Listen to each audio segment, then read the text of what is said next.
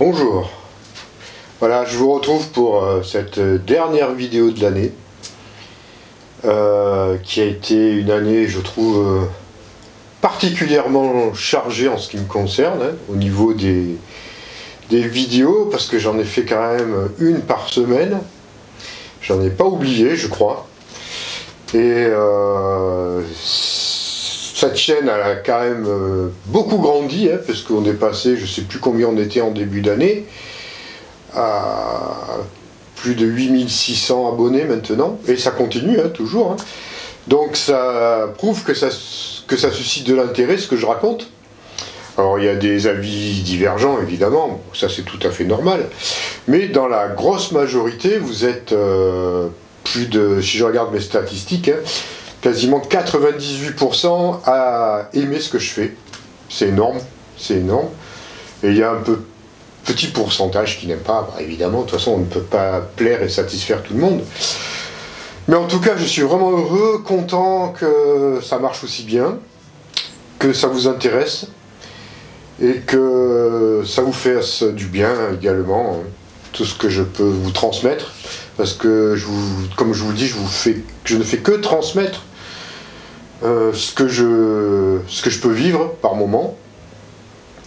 Et puis comme on est dans une période qui est très particulière, on a vraiment besoin de se serrer les coudes, et puis d'aider, de s'entraider en sorte que l'on puisse passer tous ces événements qui vont avoir lieu, qui ont lieu pour l'avènement du nouvel ère, on va dire, même si c'est pas pour demain totalement, mais en tout cas pour aider à faire ce passage transitoire vers une dimension beaucoup plus belle et beaucoup plus pure que ce que l'on n'a jamais encore pu réaliser et vivre sur cette planète.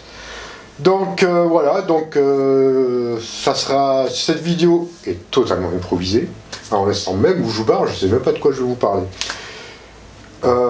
J'aimerais quand même revenir 2 petites secondes sur la dernière vidéo que j'ai faite sur les messages des solaires, qui a suscité, mais alors là, des réactions dans tous les sens, hypodermiques pour certains, agressives encore pour d'autres. Bon, c'est pas grave, hein. Je comprends hein, que c'est pu avoir autant de réactions. Bon, il y a énormément, 90% que je vous dis, de réactions positives. Moi, je me réfère aux likes que j'ai hein, que j'ai eu sur cette vidéo, et aux dislikes, et puis aux commentaires aussi. Mais j'avoue que quand même, quelque part, entre le message des solaires et ce que moi je vous ai aussi dit, mon avis par rapport à tous ces événements qui se passent, il y a quand même quelques fois où j'ai été mal compris, et je pense même que les solaires, malgré tout, n'ont pas du tout été compris, pour certains, hein, en tout cas pour certaines personnes, alors que c'était vraiment un message très clair, très simple.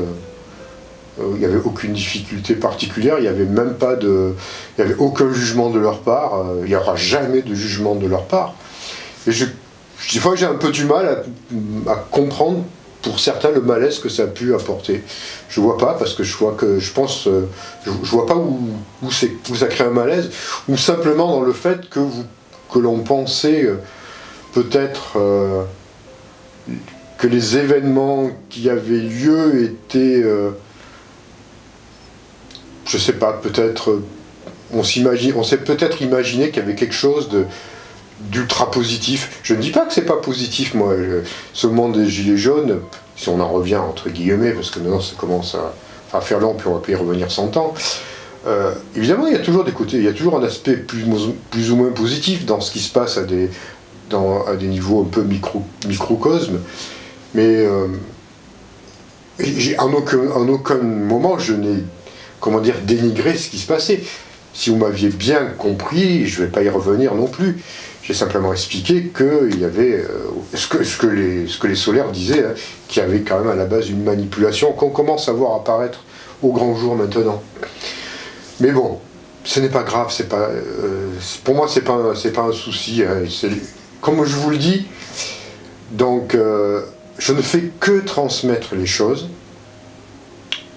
En aucun moment je vous demande de me croire absolument. Si vous avez tout à fait le droit de ne pas être d'accord, Par contre, là où ce que je n'accepte pas, c'est quand il y a des insultes, quand il y a de l'agressivité, et quand voilà, là je ne tolérerai pas, hein, parce que moi, je vous garantis quand même que j'ai vu d'autres youtubeurs ou youtubeuses qui avaient des missions vraiment de lumière, des personnes absolument fantastiques, qui ont été attaquées comme ça méchamment, et certaines personnes ont arrêté.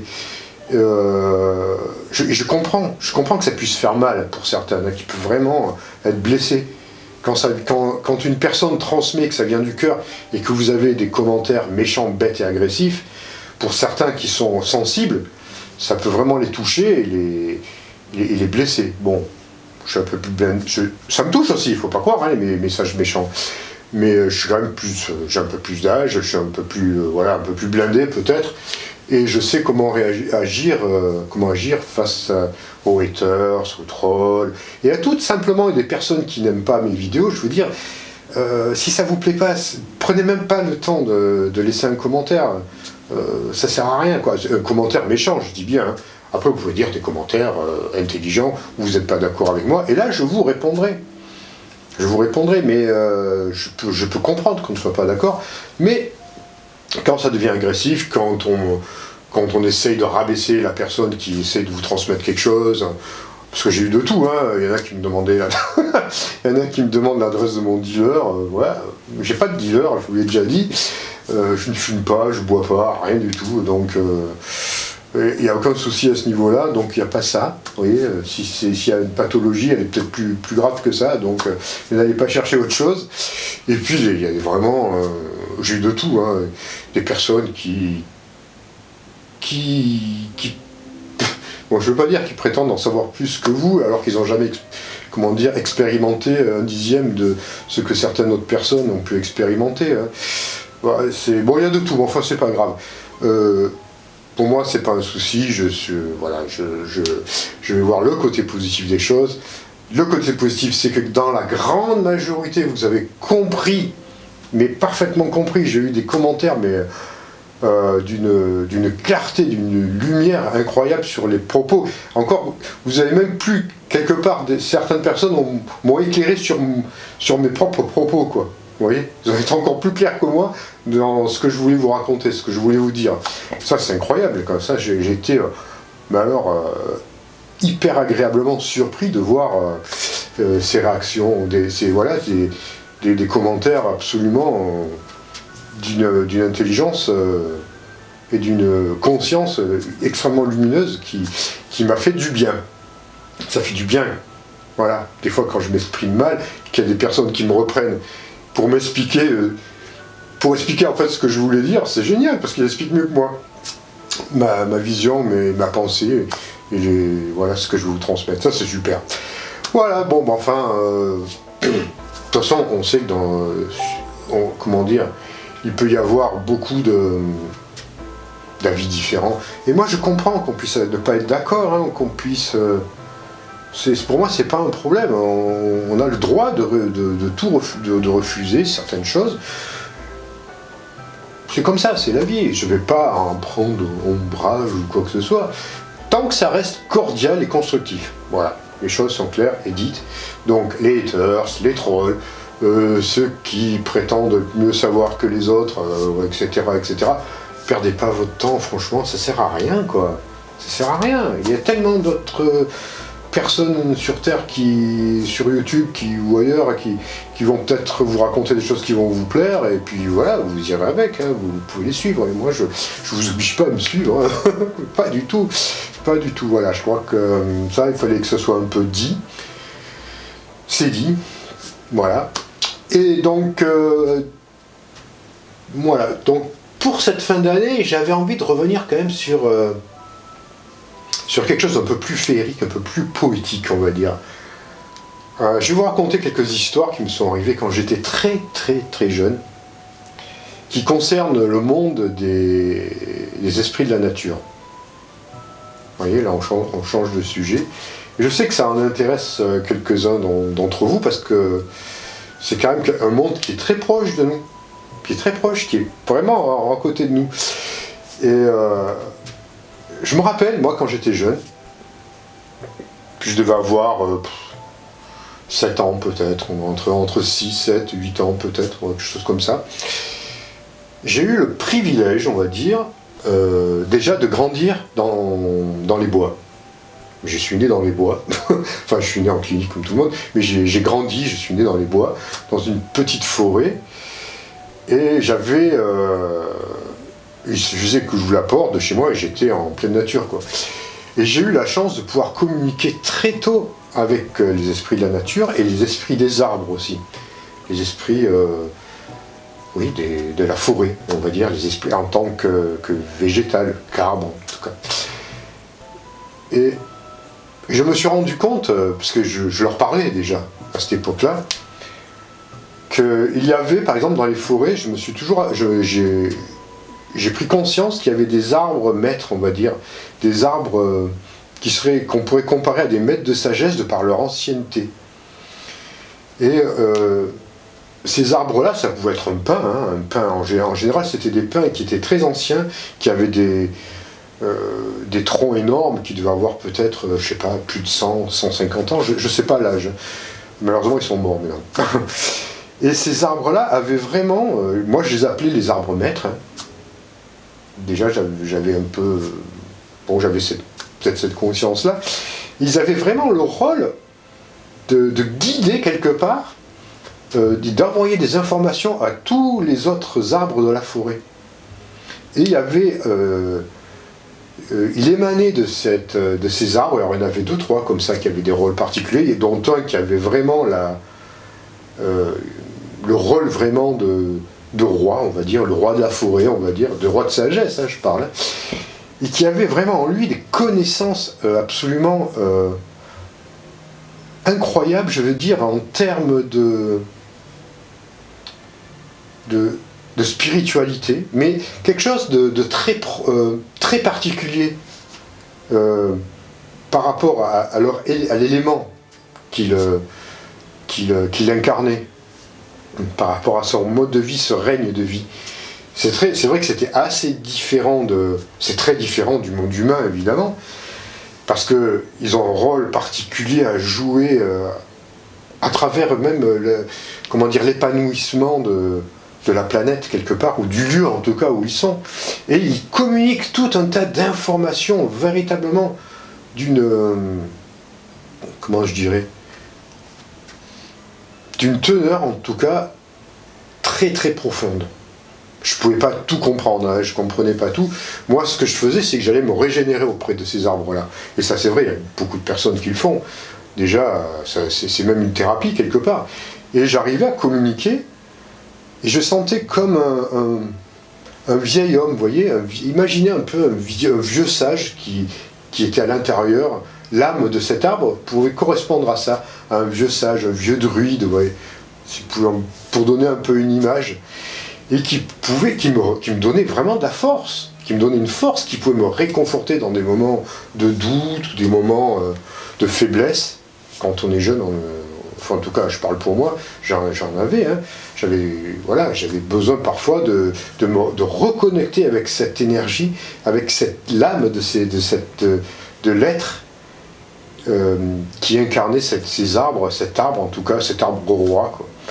Et croyez-moi, l'échange énergétique, qui était vraiment plus qu'une simple énergie, on va dire, c'est pas simplement une chaleur ou quoi que ce soit, c'est vraiment de la compassion, une compassion énorme, une sagesse énorme, une intelligence surtout.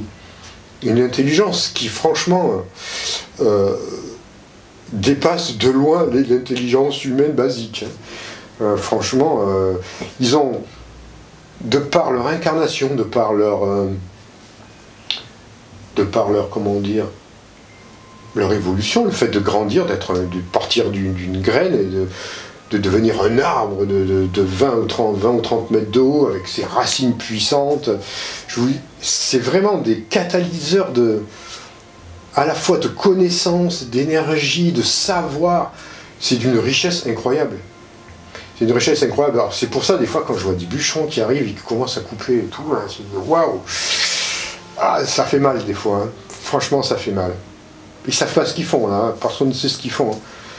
Quand on fait des trucs comme ça, là, waouh, on sait pas qu'est-ce qu'on tue, quoi. même s'il y a une notion, même si l'arbre en lui-même va l'accepter en tant que sacrifice, bon, parce qu'il y a toute une espèce de philosophie derrière, de façon de penser, mais quand même. Moi j'aime bien, je préfère voir un arbre qui va mourir de sa mort naturelle, c'est-à-dire qu'au bout d'un moment, il a vécu son programme de vie, sa vie, hein, et puis il va tout simplement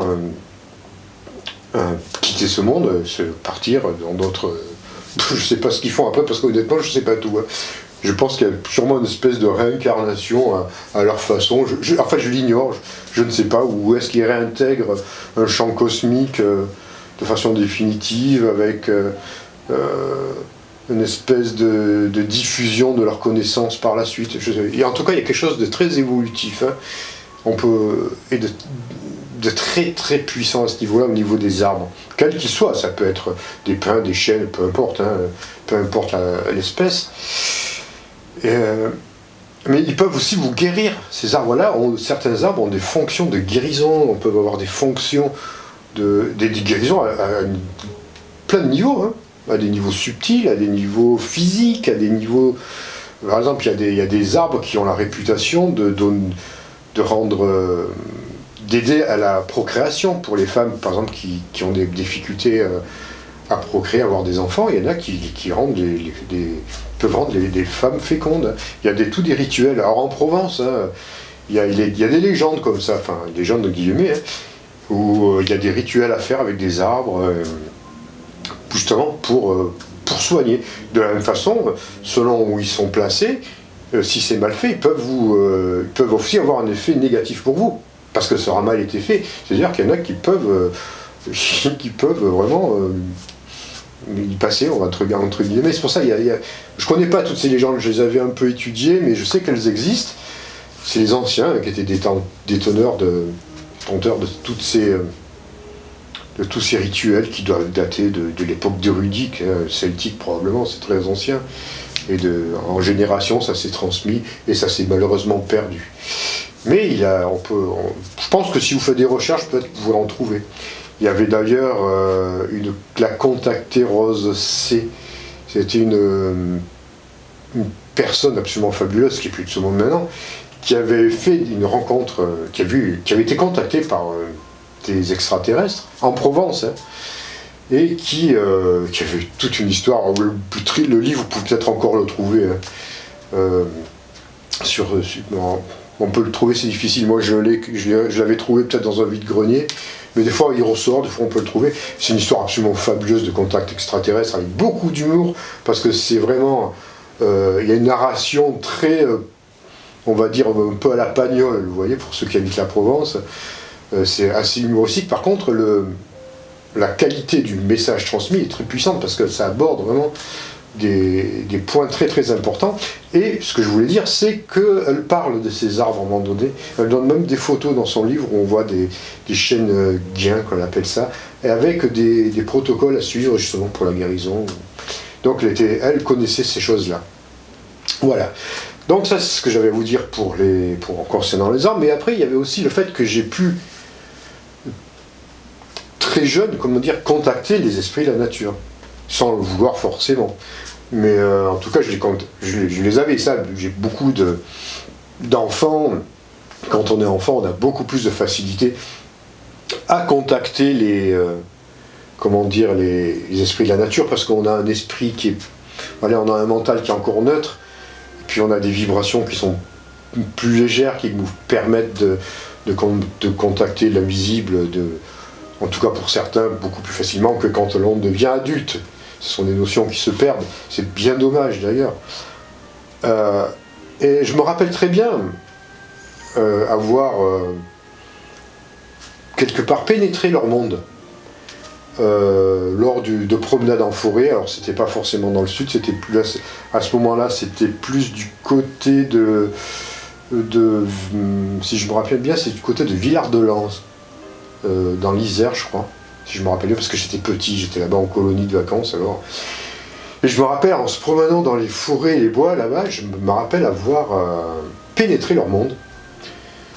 Mais de manière, Alors, je pourrais plus expliquer, mes souvenirs sont quand même lointains, parce que ça date de plus de 45 ans. Alors, je pense qu'il y avait, je faisais sûrement des sorties astrales à ce moment-là, dans leur monde, mais aussi, peut-être aussi, je me rappelle aussi avoir des contacts sur un plan physique avec eux. Mais ce que j'ai pu voir, en tout cas, c'est là ce qui importe, c'est en pénétrant leur monde, voir des paysages, mais des lieux, mais magnifiques. Mais vous voyez, quand on voit un peu des films de Walt Disney, ou des films du genre Dark Crystal, ou je sais plus, des films qui sont en rapport avec les êtres de la nature. Mais franchement, ça y ressemble vraiment. Hein. Moi, j'étais dans un endroit, c'était vraiment tapissé de mousse verte, avec des sapins, des pins, de la neige, oui, il y avait de la neige peut-être, ou enfin, en tout cas, il y avait des choses scintillantes, des particules de vie scintillantes, ça brillait, mais c'était un endroit, mais j'ai du mal à vous le décrire, mais dans ces films, des fois, ils décrivent assez bien, mais c'était vraiment paradisiaque, mais féerique, voilà, c'est plus que le mot se rapproche plus de ce que je veux décrire, c'est vraiment quelque chose de féerique. Et on est bien, parce que, évidemment, je n'avais pas froid, hein. Je sentais pas du tout ni froid ni chaud, ni de problème de cet ordre-là. Mais c'était des endroits, mais franchement, on a envie d'y rester, quoi. Tellement on est bien. Mais vous voyez, parfois on voit dans des films aussi des petites maisons, des petites cabanes en bois, un peu à la Tolkien, mais tout ça c'est réel, franchement. En tout cas, dans ce monde-là, ça existe, c'est vraiment ça. C'est-à-dire que les personnes qui font ces films ont eu des contacts. Pour moi, c'est obligatoire, hein, c'est obligé. Hein. Ils décrivent des choses qui existent réellement, que moi j'ai vues, en particulier. Hein. Et que je ne pouvais pas inventer à ce moment-là, parce que il y avait trop de précision, puis de toute façon, il n'y a aucune raison d'inventer ça.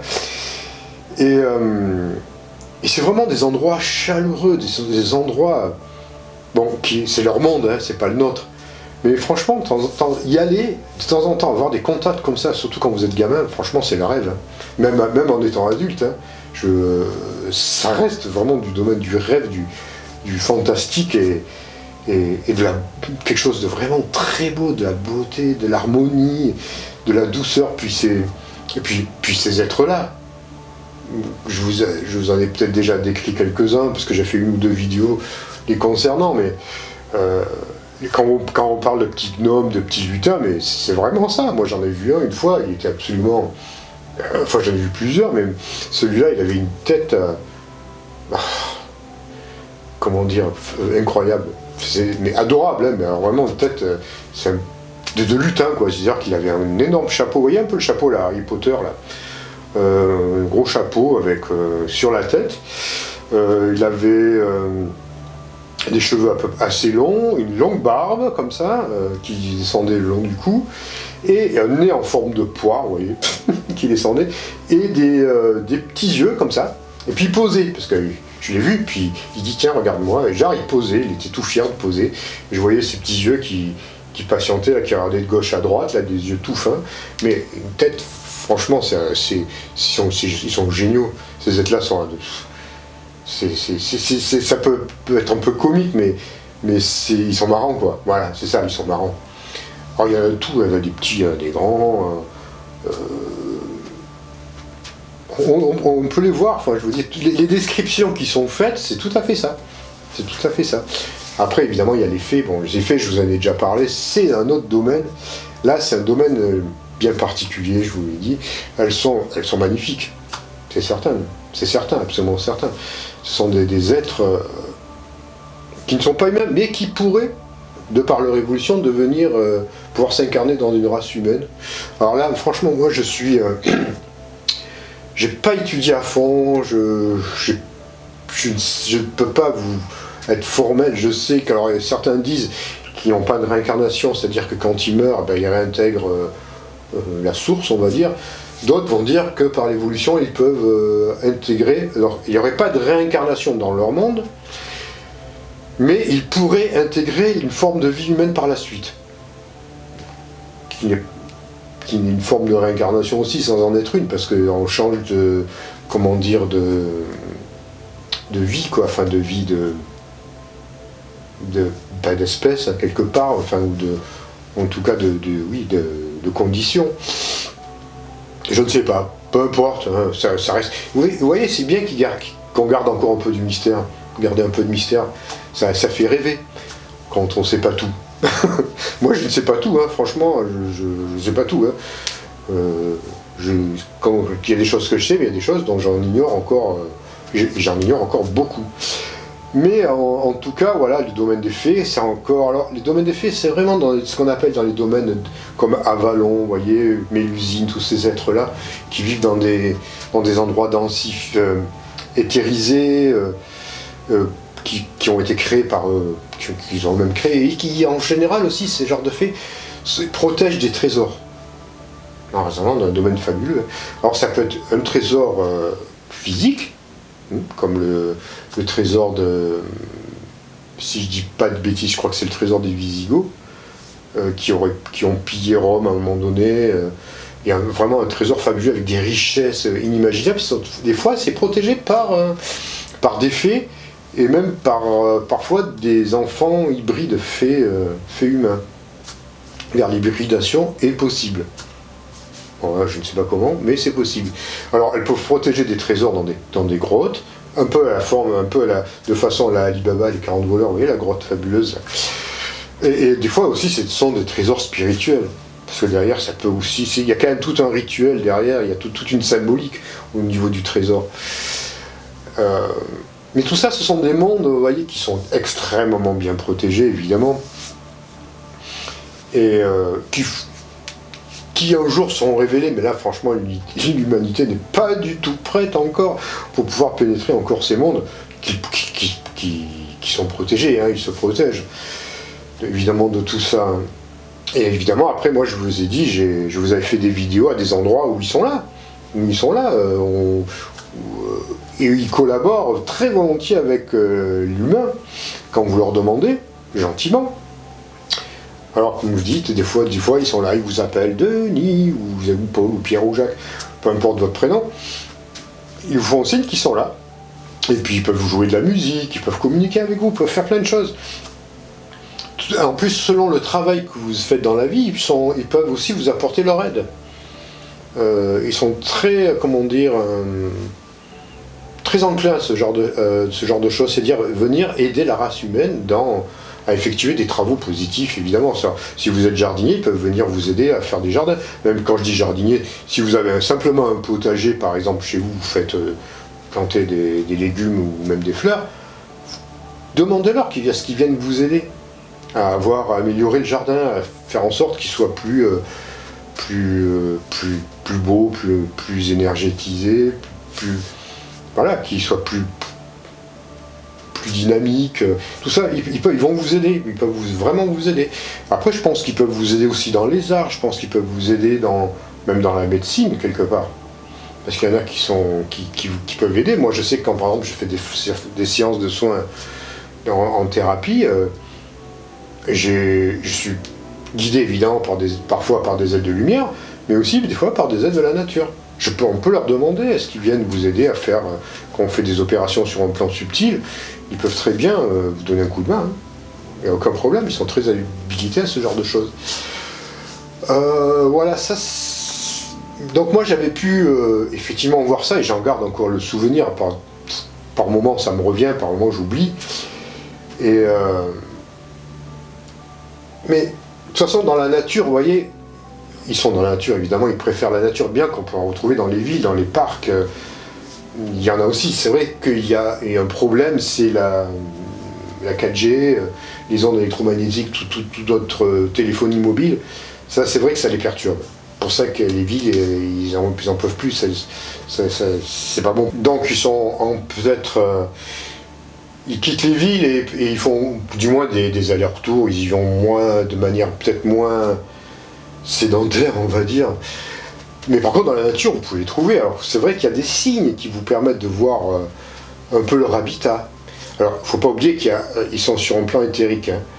Donc, des fois, on ne voit qu'une apparence. mais ça peut vous donner un signe. Vous voyez, des fois, il y a des portes dimensionnelles, où on pénètre le royaume. Et, on le voit parce que les arbres prennent l'aspect d'une porte quelque part. Hein. C'est assez connu. Hein. J'invente rien. Hein, Donc c'est vrai que quand vous pénétrez comme ça, c'est bien avant de demander un peu est-ce que je peux pénétrer, parce que vous ne rentrez pas chez les gens comme ça sans frapper à la porte. Donc des fois c'est bien si vous en avez conscience en tout cas. Et puis, si vous allez dans des endroits vraiment naturels, alors il y a des régions en France qui sont encore très très préservées, comme la Lozère, la Haute-Loire, l'Allier, puis je connais pas toute la France, et même la Bretagne, il y a sûrement des endroits fabuleux là-bas. Mais il y a des endroits vraiment où il n'y a pas d'habitation, il n'y a rien. Et là, franchement, moi j'ai été dans certaines régions où... C'est vraiment là des royaumes, hein, on va dire, d'être d'esprit de la nature, d'être des royaumes des élémentaux. Hein. Et donc, si vous vous mettez en phase là-dedans, et vous pouvez avoir des super contacts avec eux. Et il arrivera un jour, de toute façon, quand la planète sera vraiment éthérisée, on sera passé en 5e dimension, où là, on vivra avec eux. Ouais, il y aura une communication, plus qu'une communication, il y aura une interaction totale et consciente et productive, on va dire. Vraiment, ça va être génial.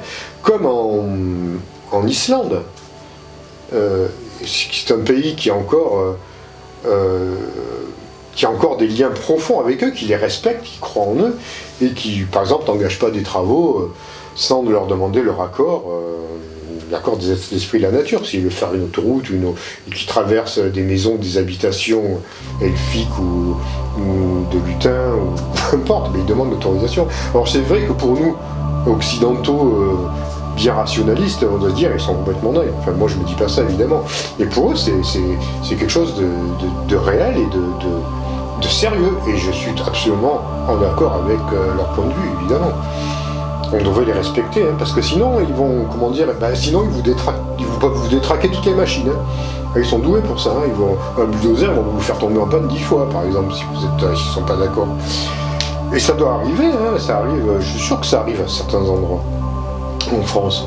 Quand il y a des paniers piqués, ça va pas sur un chantier. Vous voyez, des fois il y a des gens qui disent mais j'arrive pas, on n'avance pas sur ce chantier, on n'a que des problèmes. Mais cherchez pas, des fois, bien loin, pourquoi? Alors il y a des pays comme ça, je vous dis, comme l'Islande, ou alors les pays amérindiens, ou les pays, amazoniens, vous voyez, tous ces êtres-là qui sont en communion toujours avec les esprits de la nature. Alors ils leur donnent des noms différents, mais ils connaissent très bien leur existence et ils vivent en harmonie avec eux. Vous voyez un peu quand même qu'on a encore du boulot quelque part pour pouvoir réintégrer quelque chose qu'on a perdu, et ne pas oublier aussi que la religion a été un facteur déterminant dans le fait qu'elle nous coupe avec ces esprits-là, ces êtres-là. Parce que les druides, tout ça, mais même avant, même après, au Moyen-Âge, l'Inquisition, tout ça, par exemple, pour les druides, c'était les Romains qui ont un peu cassé ça, le pouvoir des druides. Quand ils sont arrivés, ils ont eu peur de ce pouvoir, de ces choses-là.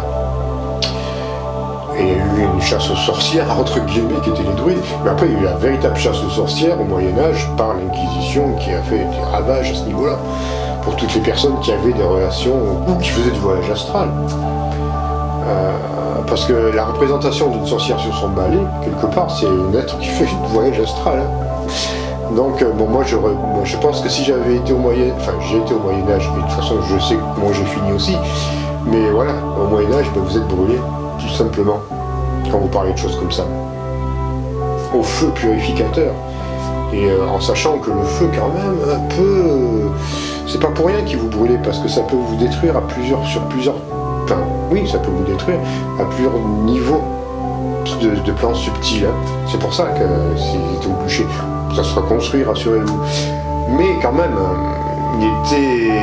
c'était pas vraiment une période enviable pour les personnes dites ou ésotériques, ou alors qui avaient des communications encore avec ou l'au-delà, ou les mondes subtils, parce que il fallait que l'Église et le pouvoir de la religion, vous voyez, puissent être partout et dominer les masses en créant la peur, plein d'autres niveaux.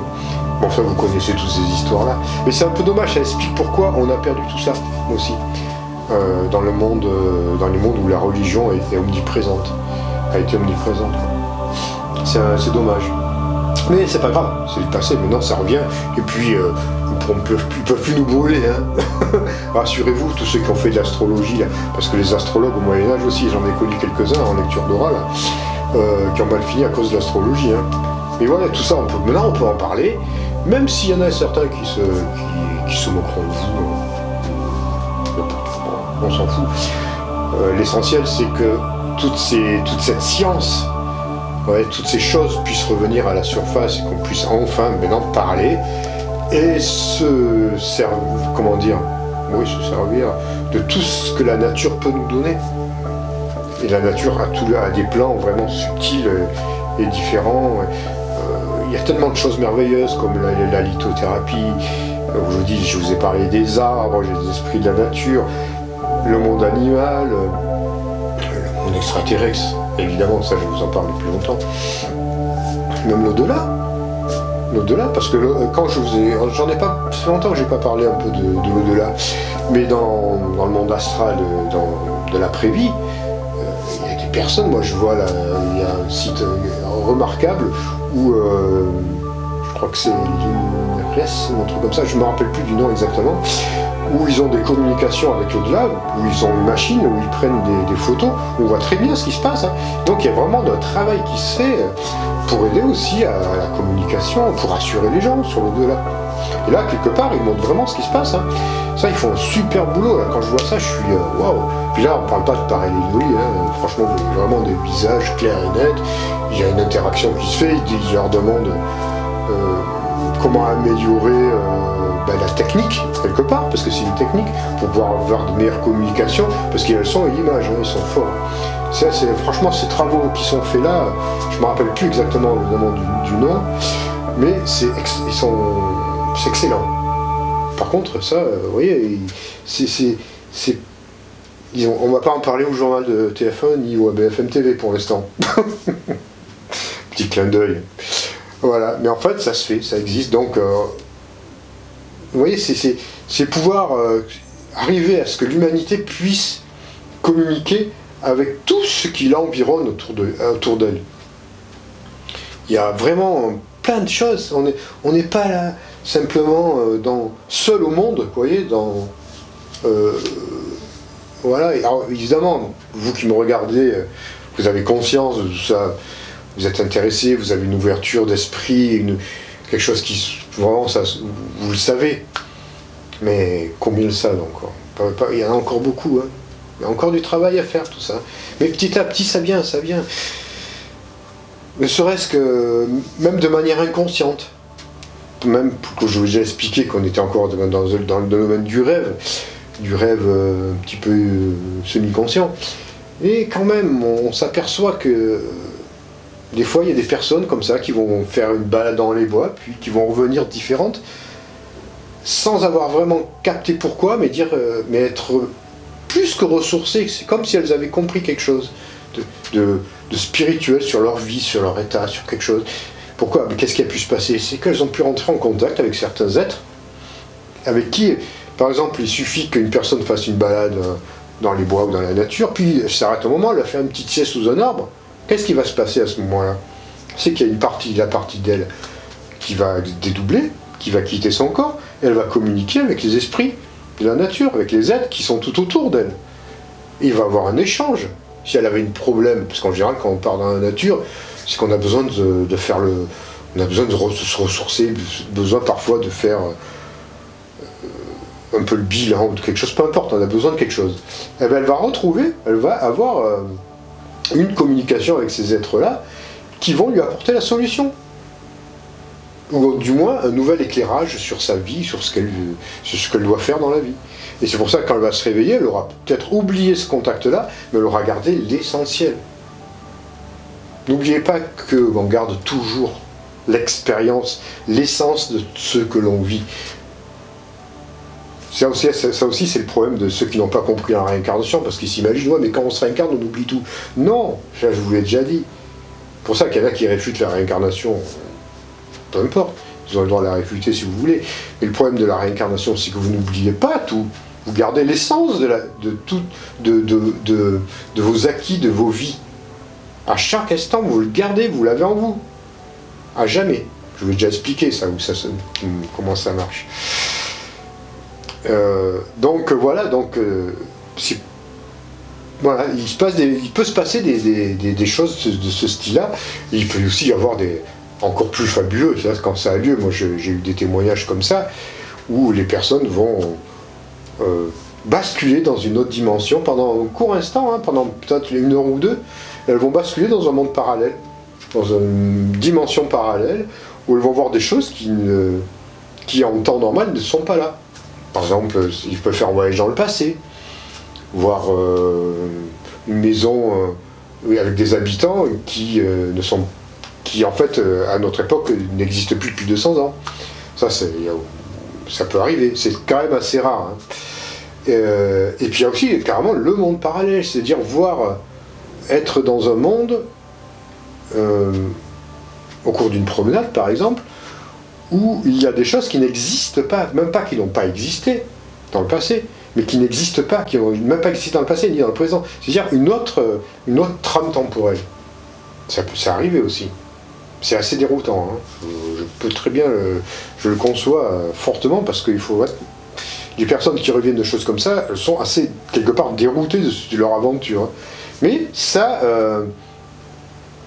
comment dire, ça va inciter à une nouvelle réflexion, parce qu'ils savent ce qu'ils ont vécu, en général, même s'ils n'arrivent pas à l'expliquer, mais ça va vous faire s'interroger sur sur la vie et sur certains phénomènes auxquels ils se sont peut-être jamais penchés ou intéressés auparavant. Donc tout ça c'est productif, tout ça c'est, ça peut vous faire grandir. Voilà, là c'est ce que j'avais peut-être à vous dire concernant un peu tous ces mondes qui sont à côté de nous, qu'on ne voit pas, mais qui sont vraiment là. Il y a tellement, surtout à cette époque, comme je vous le dis, on est en train de s'éthériser, et il y a beaucoup de dimensions et de mondes qui nous interpénètrent de manière régulière, mais c'est pour ça qu'on a beaucoup d'entités en ce moment qui passent, entités positives, hein, en général. On ressent des présences, ou on voit des choses, ou moi j'ai Stini, je vous dis pas, des fois il est chez moi, il se met à aboyer, je sais pas où, là il n'y a rien, enfin moi en tout cas moi je le vois pas, mais lui il voit qu'il y a quelqu'un. Hein. Alors c'est peut-être un petit lutin qui vient un peu l'embêter, ou un petit gnome, ou des petites choses comme ça, parce qu'ils adorent, hein. C'est un peu avec les chiens, ils adorent jouer. Mais des fois je le vois là, il a beau... Bon je laisse faire, hein, mais c'est marrant, un jour je vous le filmerai quand il fait ça, puis je vous le montrerai. Pour l'instant, il est là, il dort, il fait sa sieste, il est sur le canapé, et voilà. Et je laisse tranquille, parce qu'au moins, il ne me dérange pas dans mes vidéos, parce que des fois, il me perturbe un peu aussi, quand je filme, et qu'il voit que je ne m'occupe pas de lui, il vient un peu me perturber. C'est pour ça, des fois, vous voyez que je change d'attitude, c'est qu'il n'y a rien d'autre, c'est pas l'esprit de la nature, c'est Stini. Voilà. Et voilà donc ce que je voulais vous dire. J'espère que cette toute dernière vidéo de fin d'année vous aura un peu... vous aura intéressé. Et puis vous voyez, c'est apporter un peu, on est en une période un peu de fête, tout ça, apporter un peu de rêve, un peu quelque chose de... faut continuer un peu à rêver, vous voyez, moi je trouve que c'est beau de rêver, parce que le rêve c'est que un jour ça sera la réalité, hein. Et puis ne pas oublier qu'il y a du beau autour de nous, qu'on n'est pas entouré forcément de négativité comme ça, parce que franchement, la négativité, ça vous baisse l'immunité, ça vous fracasse, hein, quelque part, hein, pour employer des termes trash, on va dire. Et on a vraiment en ce moment besoin de beau, vous voyez, de beauté, de positif, de lumière, de choses calmes, de douceur, et plus d'agressivité, des choses comme ça. C'est pour ça, comme je vous ai dit en tout début de vidéo, que les personnes agressives, ils n'ont aucune place sur ma chaîne et sur ma page Facebook, hein, je ne peux pas. Je ne peux pas accepter ça. Voilà, donc essayez de vous tourner vers ça, oui, d'être optimiste, parce qu'on vit quand même, c'est quand même une époque qui est dure, hein. Faut pas croire, hein, pour tout le monde, même si on a une période de fête, tout ça, c'est pas la fête pour tout le monde, hein. Faut pas croire, hein. Il n'y a qu'à voir un peu partout, et puis surtout ce qui se passe en ce moment, qui est quand même très particulier. Donc essayez un peu de vous détacher de tout ce qu'on peut voir, de toutes ces pensées, ces énergies négatives, pour essayer pendant un moment de vous projeter dans une bulle comme ça, de vous connecter dans quelque chose de beau. Vous voyez, ça vous fera monter en vibration, ça vous connectera vers des zones vraiment belles, et puis ça va vous faire du bien physiquement, ça vous fera du bien dans l'esprit, ça vous fera du bien à tous les niveaux. Voilà, ça c'est le petit message que je voulais vous transmettre pour la dernière vidéo. Je vous retrouverai bien évidemment l'année prochaine. Et je vous souhaite une bonne fête de fin d'année. Voilà, passez un bon moment.